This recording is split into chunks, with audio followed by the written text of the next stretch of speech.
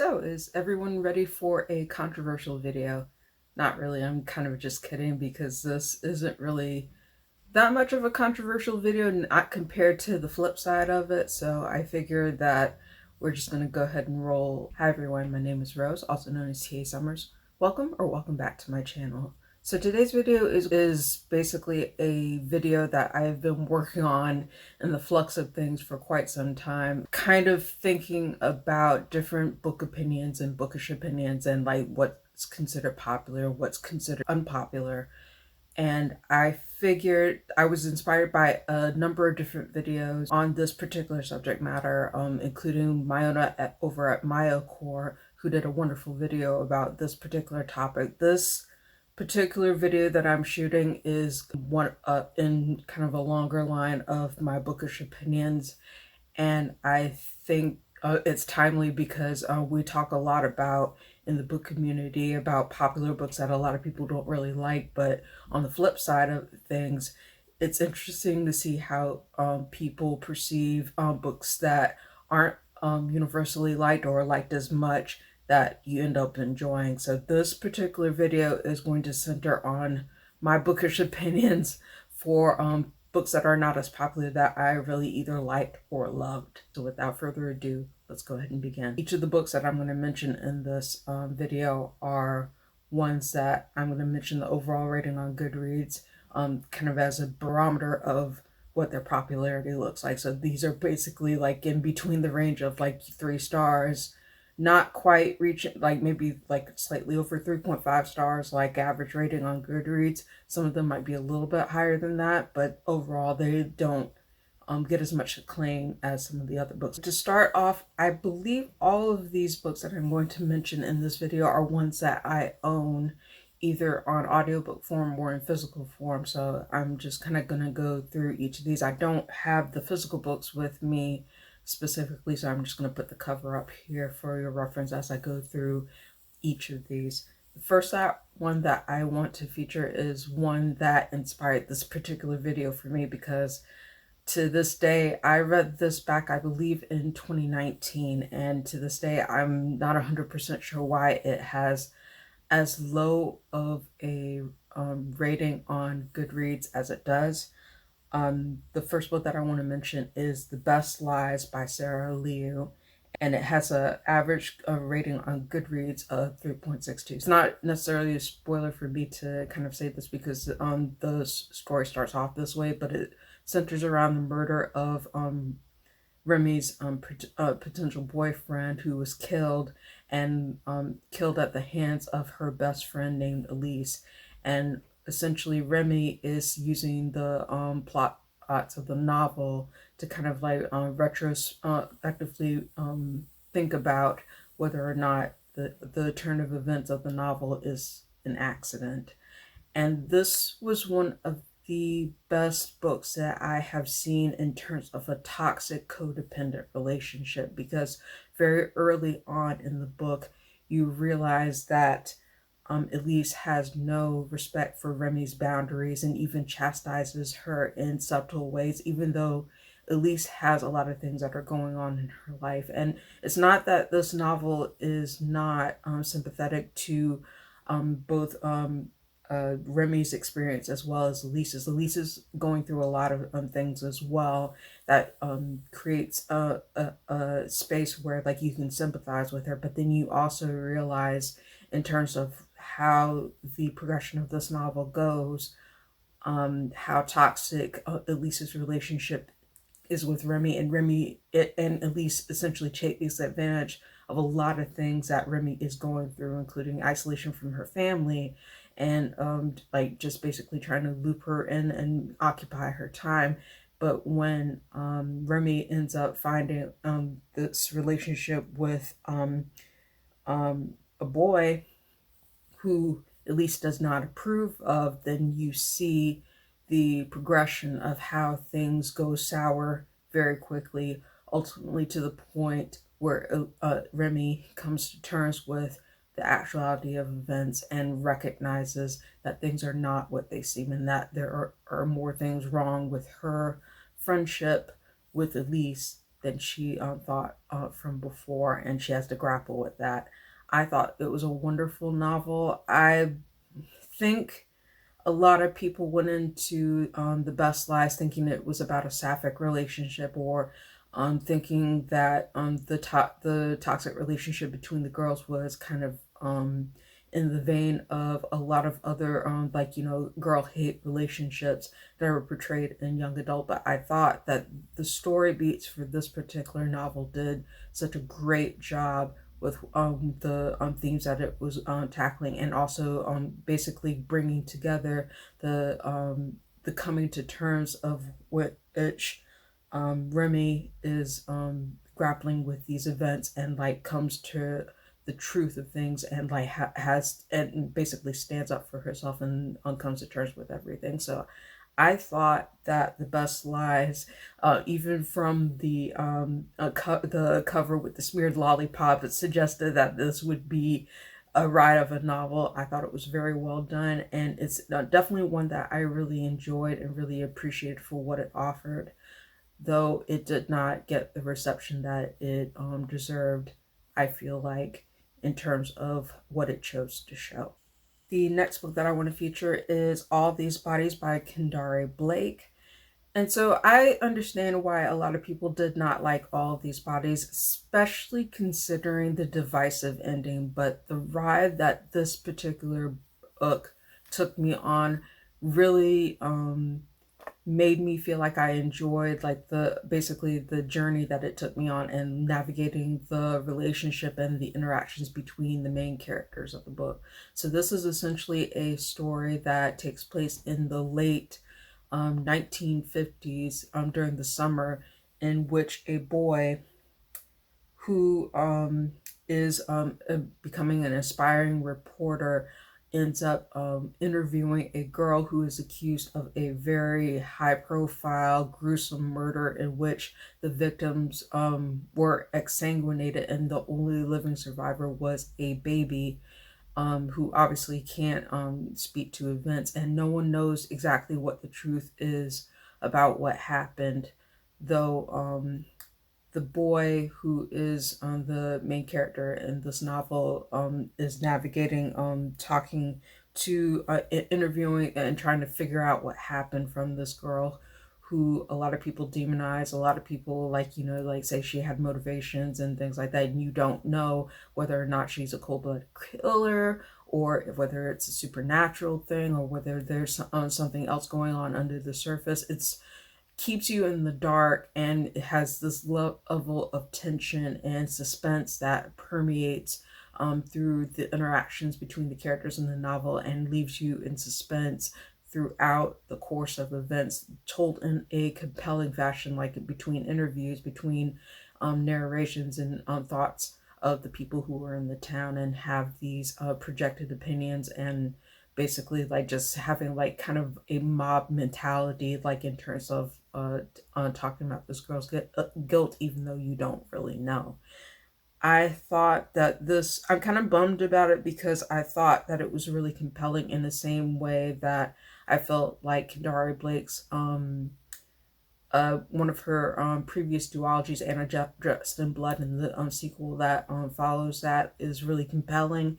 Though I would say it's not as strong as Anna, and I thought it was stronger than the three Dark Crown series that Kendare Blake did overall, in terms that it's a standalone, and it worked well for what it had. But I understand why a lot of people did not gravitate to it, because the ending kind of leaves on that cliff without really spoiling any details about like how it chooses to end. It is kind of like a mystery that kind in terms of events, like even though you don't really know who done it, the ride that it takes you on in terms of how it chose to show its story was something that really connected with me, and I really enjoyed it for what it offered, especially in the audiobook form, where it was strongly read by the narrator, and I really enjoyed it for what it offered. I give it 4 stars. I wouldn't go higher than 4 stars, because I understand like it just really didn't um, pay off in the way that I was expecting it to, but at the same time, I wouldn't rate it lower than 4 stars because I thought the compelling narration of the tale and the way the journey it took me on was strong enough for that. So that is All These Bodies by Kendare Blake. It has a 3.30 average rating on Goodreads, but I definitely thought it was a strong 4-star read for me for the journey it took me on. Next book that I want to talk about is Wink Poppy Midnight by April Genevieve Tuchok. It has a 3.25 average rating on Goodreads, published back in 2016, and I kind of understand how niche this particular book was as a YA title. It follows three teenagers whose names are basically the title, Wink, Poppy, and Midnight. And these are three very flawed teens whose narration and interactions with each other compel me from start to finish in terms of the strong writing and like just how atmospheric it was, even though I would say that these teens are not likable characters. They act in manipulative ways towards each other, but it's compelling in the way that it chooses to tell their particular narrative. And it's kind of a slow burn in terms of how it chooses to tell its respective story without going into too many spoilers. I would say that I fell in love with the writing despite its flaws and slow pacing, and it's kind of a warped coming of age story, but it makes sense in terms of how it chooses to showcase these particular characters in the way that it does. And I wouldn't say that this overall like rating is undeserved because it is a divisive novel, but I would say that I definitely enjoyed it for what it offered, especially in the audiobook narration, which was done very well. But overall, I really enjoyed it. I gave this, I believe, 3.5 out of 5 stars. So I definitely enjoyed it and it stayed with me. And I liked the writing, and it's a novel that I would like to come back to. But I also understand how divisive it was and why it has the respective rating that it has on Goodreads. So the next book that I want to talk about is actually something of an older read that resonated with me. I read this book originally back in middle school, and I would say the best way that would describe this particular book is that it is a junior level version of the book by Alex Haley's Roots, though it is oriented more towards a young adult audience. I read it actually in middle school, so it was definitely one of the longer books that I read at the time, and I really appreciate the way that it chose to tell its story.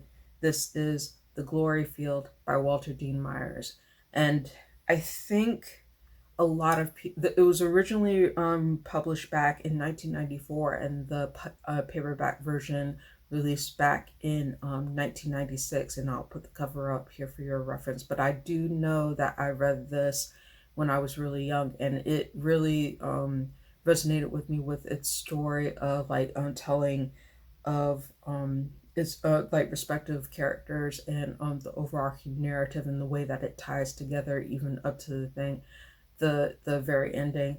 I think the reason why this particular book was divisive was because of the way that the narration was told, because it breaks it up into sections and time jumps.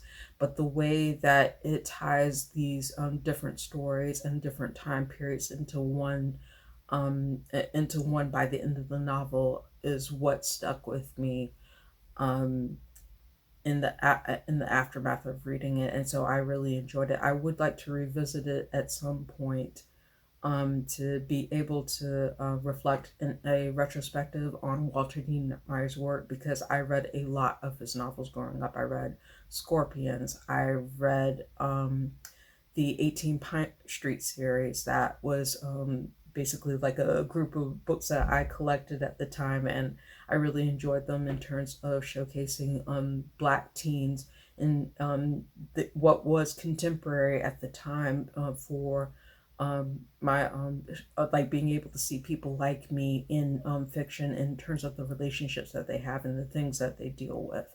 But with respect to The Glory Field, that was something that ultimately, like, I read that in terms of the historical context of slavery, and that built me up to be able to watch the um, TV movie version of Roots, which the original version stars LeVar Burton as Kunta Kinte and has an all-star cast with respect to that. And then eventually I did end up reading the book as I was older for Alex Haley's Roots. But I think that Walter D. Myers did a great job with introducing that topic and making it in a way that was digestible while also um, talking about a very difficult subject matter for teens, young adults.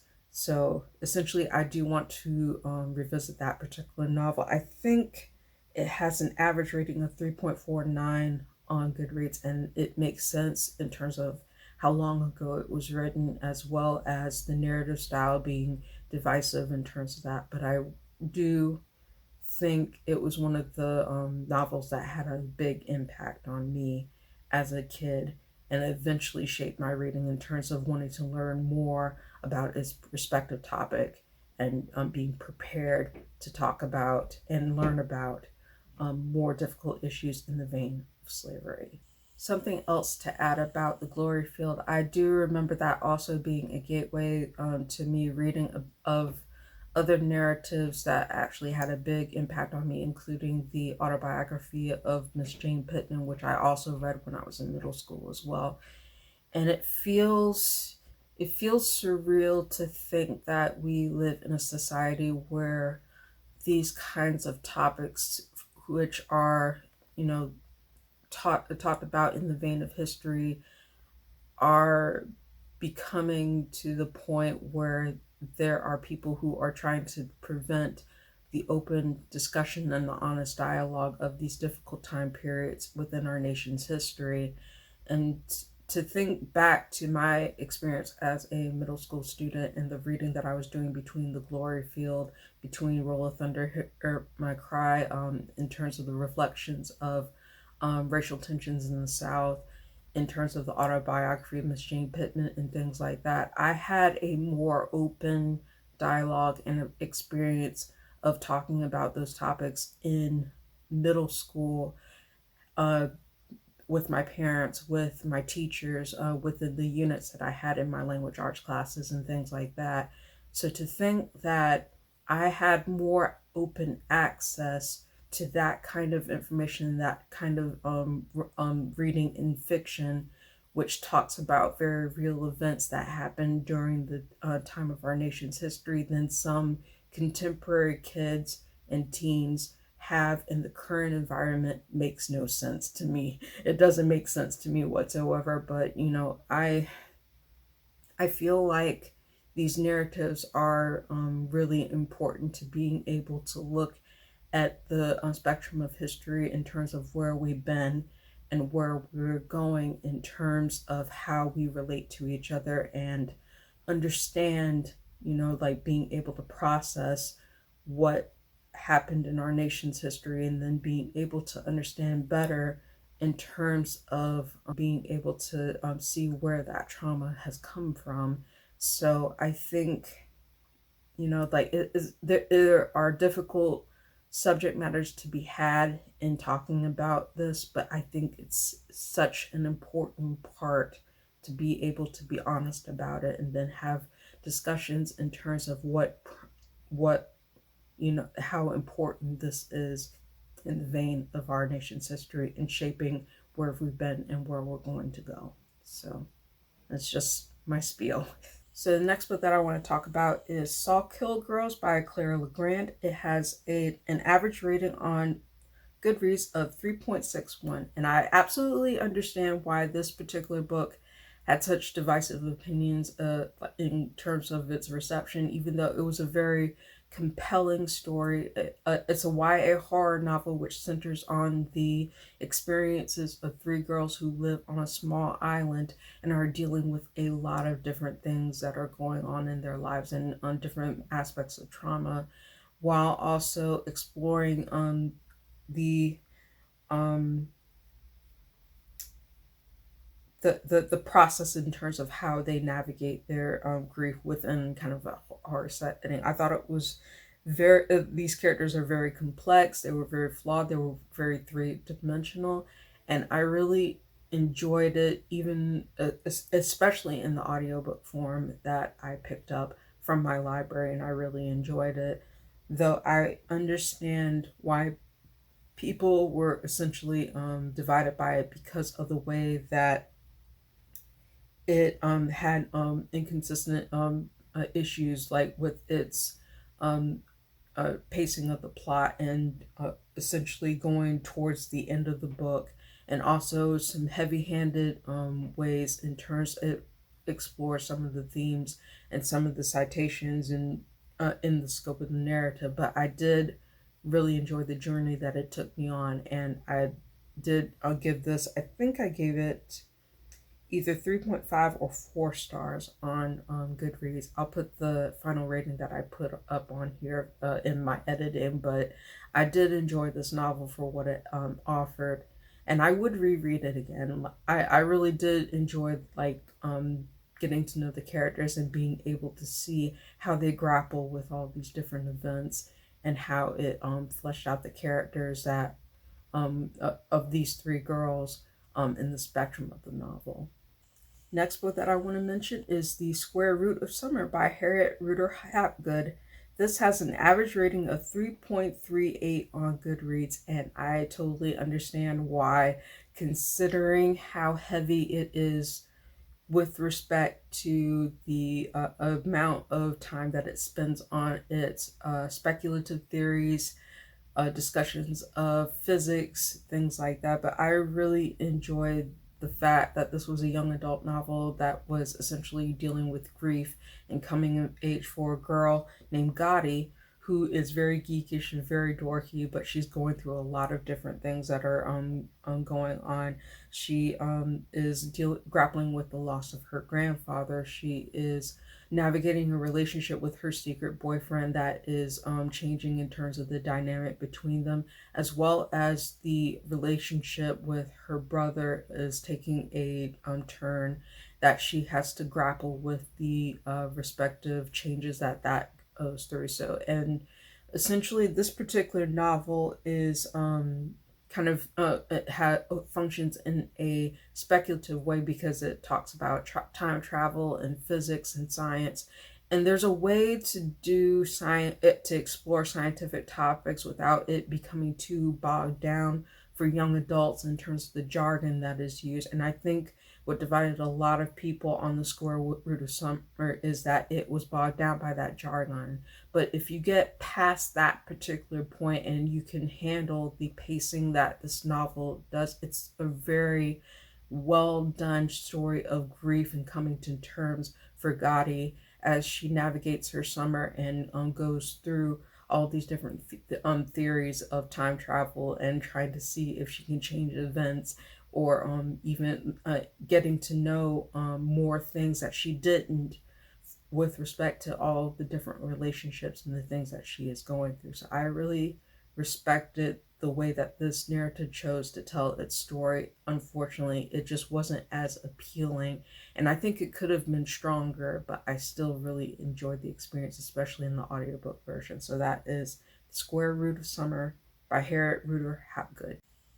Next book I want to mention, I'm not going to spend too much time on because I've talked about this being one of my favorite reads of 2022, but I absolutely understand why this Goodreads semi-finalist, it didn't make the final round, but it came very close, ultimately divided people with a 3.51 rating on Goodreads. And it actually used to be higher, but I think the more people have picked it up, the more the average rating has gone down. This is White Horse by Erica T. Worth. I actually really enjoyed this novel, and I've talked about it in my previous video, so I'm not going to spend too much time doing a summary about this woman who is trying to figure out the mystery behind her mother's spirit haunting her, and essentially navigating all the relationships, including estranged ones, and trying to figure out the mystery behind what happened to her mother and why things are the way they are. But essentially, I think a lot of people thought that this really wasn't a horror novel, that it explored some of its side stories a little bit more in more detail than its main story, which I completely understand. But I still really loved and really enjoyed following along with the main character. I gave this a strong 4 stars. I enjoyed it for what it was worth, and it was one of my favorite reads of last year, even though the reception to it was polarizing. Next book that I want to feature is an adult horror that was one that I got as a galley from NetGalley, and I was able to pick up the audiobook version for it as well.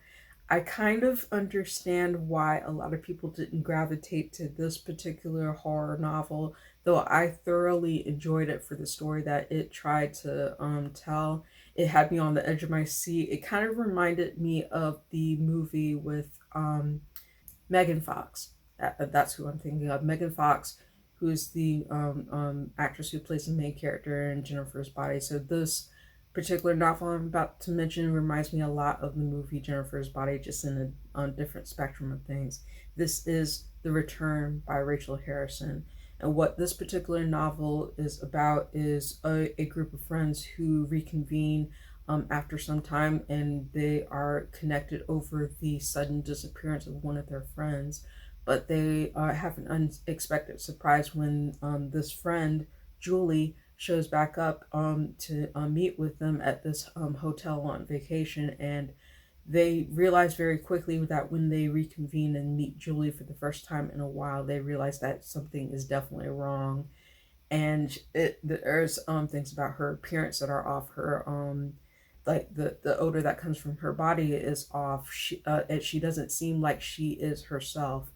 And essentially, I was left in suspense in terms of what was actually going on with Julie from the eyes of the main character, Elise, who really cares for Julie and sees her as her friend, but she doesn't know what's going on. I didn't know whether this was a zombie novel. I didn't know whether it was a horror, like a cannibalism type thing. Or a monster type thing. I had no idea. So essentially, I'm not going to spoil it for anyone who wants to pick up this particular book in terms of what's actually going on, but the way that it deals with kind of the humanity of like reconnecting these characters, and also the horror aspects, I thought were really entertaining. Even though some parts of it were inconsistent, I still appreciate the story, and it kept me on my toes as I was reading it, and it definitely does very well with the horror bits of it. I really liked it. But this had a 3.3 overall rating on Goodreads.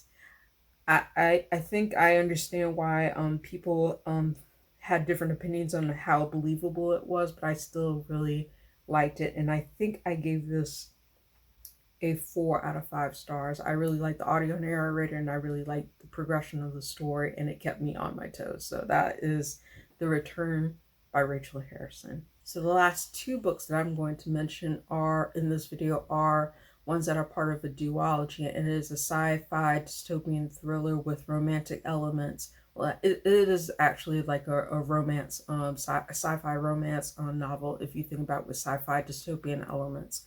This is Prototype and Archetype by M.D. Waters. And I read both of these books by like around, I believe, 2016.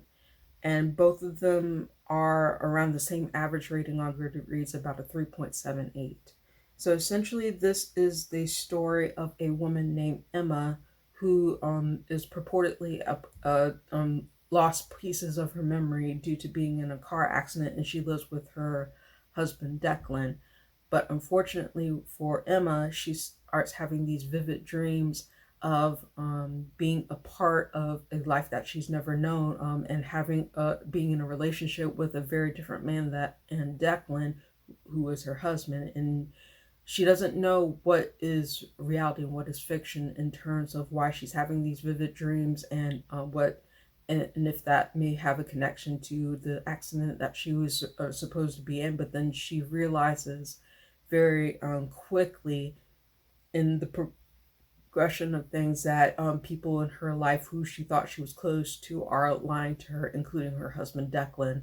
So she essentially spends these 2 particular novels. It's but has action thriller elements as well into it. She essentially like has to discover the identity that she has lost, and essentially put the pieces together in terms of why people are lying to her and what the truth is throughout both Prototype and Archetype. And I really enjoyed both of these novels at the time that I read them. I think I gave both novels 4.5 out of 5 stars because of the way that it compelled me from start to finish. From the first novel in the series, Prototype, where Emma is grappling with the reality of trying to figure out what's really going on and what her reality is, to the second novel, Archetype, which explores essentially the aftermath of her finding out and having to fight to be able to escape the horror that she is in, and essentially assert her identity and her autonomy from the people who are trying to control her. So I won't go into too many spoilers about it if you want to pick these two up, but I thought it was really compelling. It does lean more towards the romantic side of things in terms rather than like a hard sci-fi novel, but it does have sci-fi elements and thrilling elements and action elements that make it compelling, and that's something that I really enjoyed. There are some people who thought it was predictable, and then there are certain aspects of the story that have not aged well based from what I can tell from reviews that are reflecting on it. But I did really enjoy the ride that it took me on at the time that I read it, and I would like to revisit both of those novels at some point because I really enjoyed reading them both in physical form and also the audiobook form as well. And I am willing to look at it to be able to see like how some of those elements strike me again. So those are Prototype and Archetype by M.D. Waters. I gave them 4.5 out of 5 stars for each of them on Goodreads. It has a 3.78 average rating on Goodreads, and I kind of understand why people were divisive on it, but I really did enjoy both of those novels for what they offered. So that is it for my video in terms of um, books that I love that were considered like kind of unpopular in terms of reception. If you like this video, please give it a thumbs up and hit the subscribe button and notification bell to be informed of when I post new videos on the channel and see more content that is related to videos like this. Thank you for watching. I hope you have a wonderful day, and I'll see you next video.